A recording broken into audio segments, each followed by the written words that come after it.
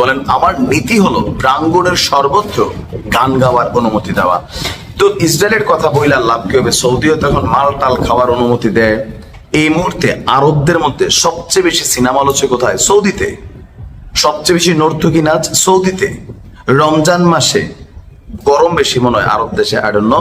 তো ছোট ছোট কাপড় পরা সৌদির যারা শায়েকরা আছে এরকম বসে, সীসা খায়, মারহাবা মারহাবা, হ্যাঁ, বেলি ডান্স দেখে পয়সা মারে, নাচ আমার ময়না তুই রিয়াল পাবি রে।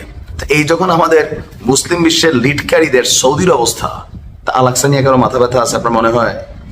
আলাকসা যদি এই মুহূর্তে বুলডোজার দিয়ে ঘুরাইও দেয়, নিন্দা নিন্দা। বলছে ইমানের সর্বনিম্ন স্তর কোনটা? অন্তরে ঘৃণা করো। আমরা সবাই এটাতে আছি।